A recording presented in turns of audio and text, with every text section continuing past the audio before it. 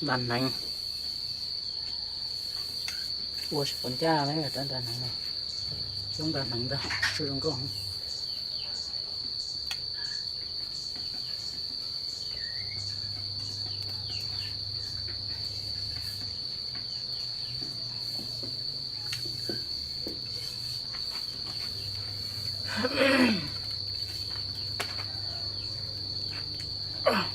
khâu đi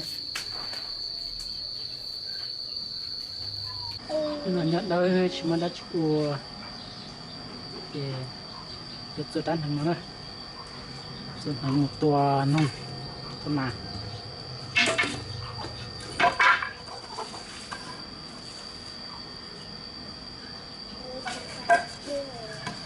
cho tan hàng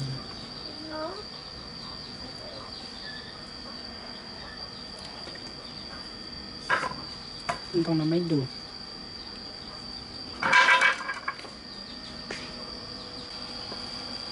các kilo đi chỉ có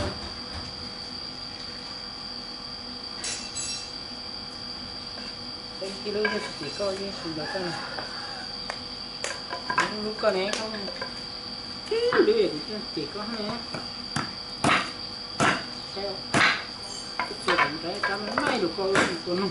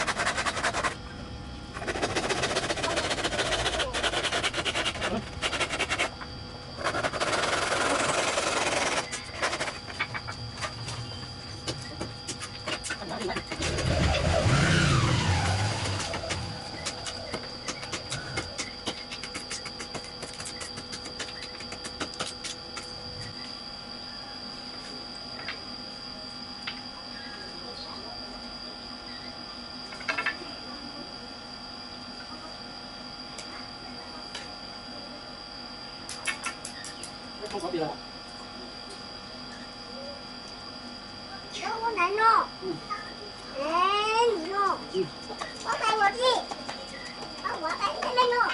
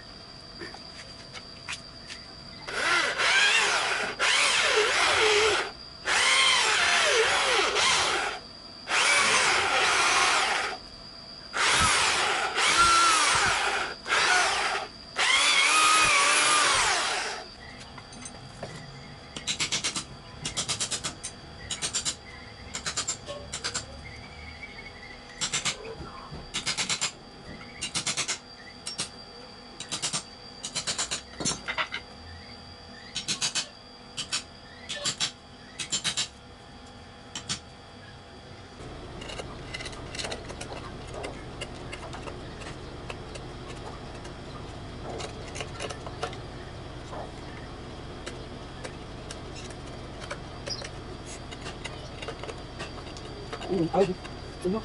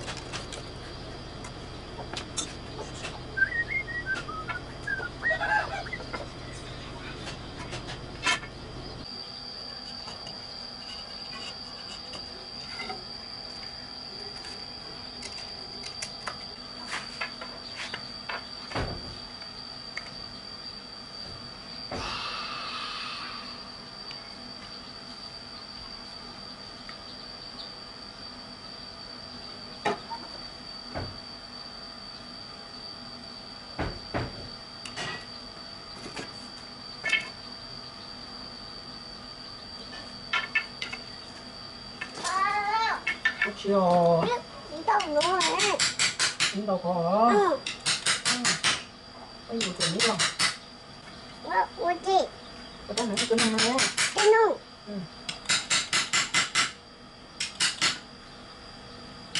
Thấy là cái chuyện này nè.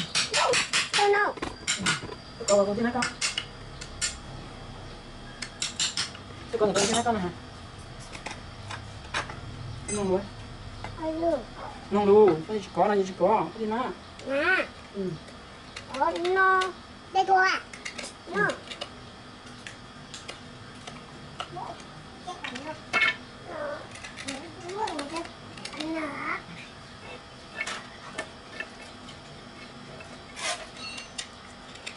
Có đâu chụp tiền.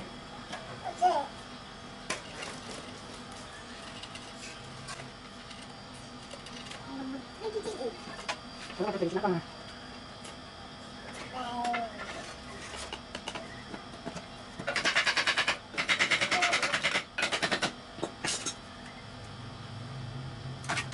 Có chụp tiền này.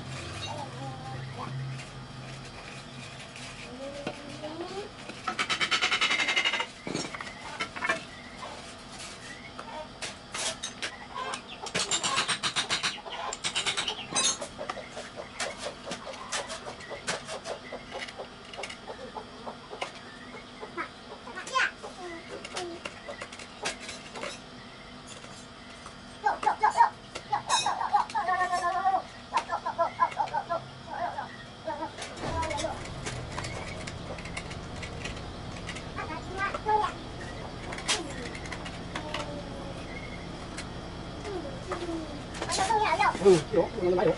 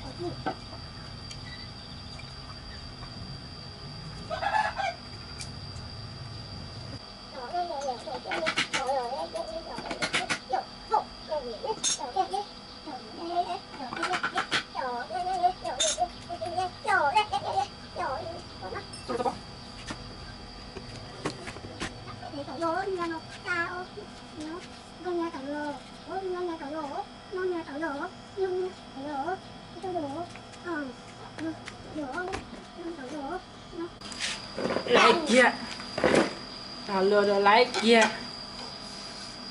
Tua đi. Ở đây nha.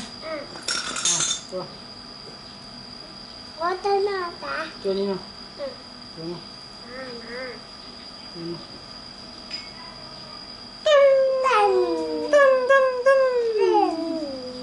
Lại kia vậy. Betul. Iya. Ô, tô ta sẽ lấy la. Thế là mình ta có từ chứ. Ô, gì cha ô. Gì một tua mặt tròn chứ.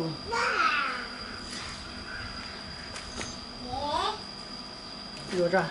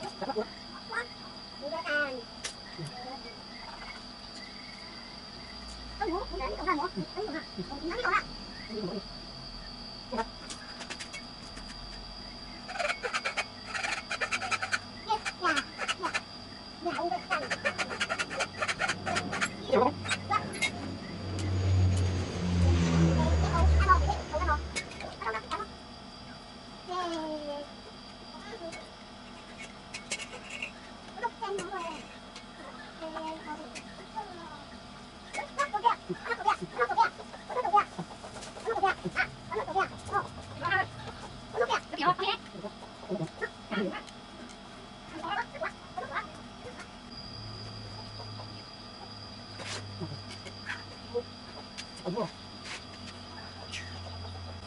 Đấy kìa, tí rồi. Bao có chứ à?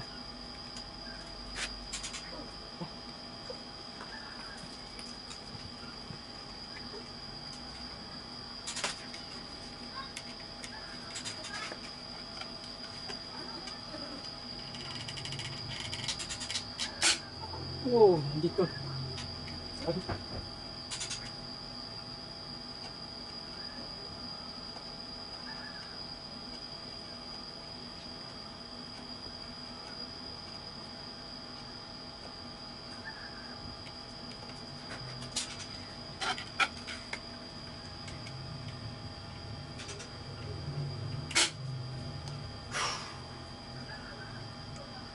Cái one mà tốt try rồi, chỉ là tuần. Nó có không?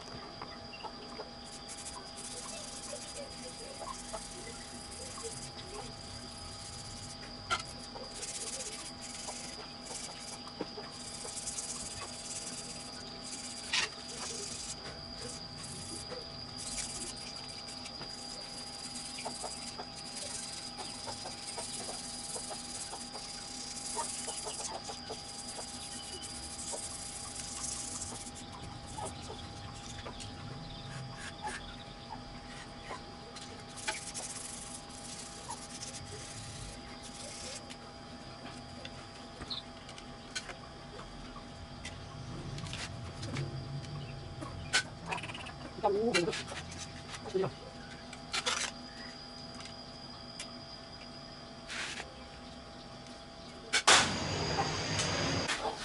Good.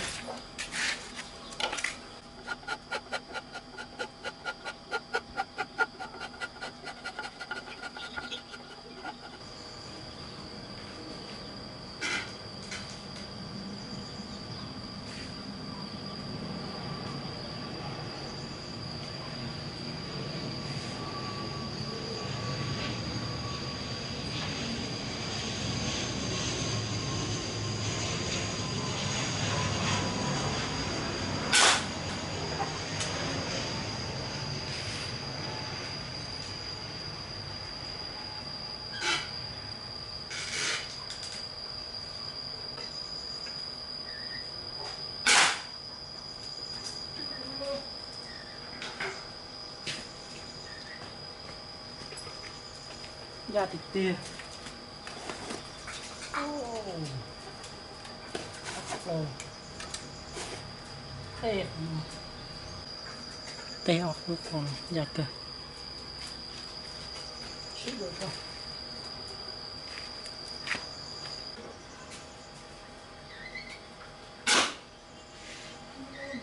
rồi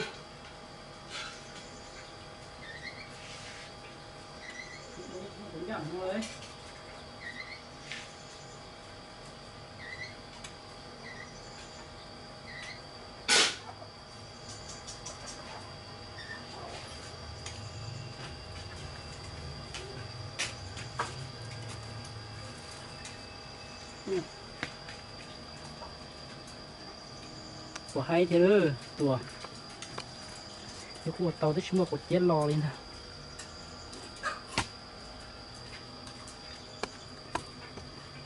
nhà phải rò ô tay khu không nè ô cho sự hồ sơ tay tà đi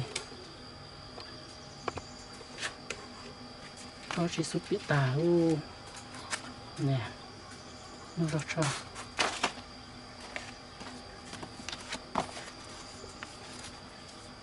ó tê luôn nó tuần nào thế những chơi gì nè tuần nào tôi di chụp bự tao cái lò đấy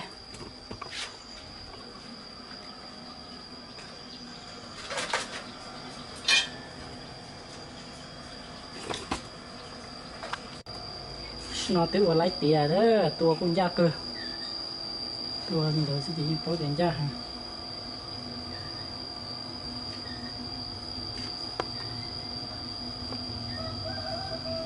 mình ra cái người tua plau tê nó trâu đượcจะสู้นะมาที่ตัวเจอในขั้นใหม่ตัวนะจะสู้นะสู้หลุดรอแล้วเดี๋ยวเราเป็นดินสีมาเนี่ยเขาเกิด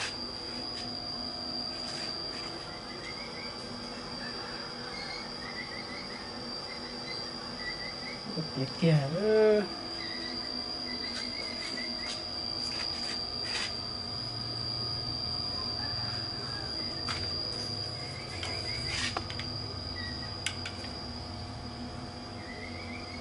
ไม่ดูตัวยิ่งใหญ่แต่ละtao làm mai thế như lo ra thế mà chú sống ra làm gì đó chỉ sống rất chịu khó vậy cái mà lo lên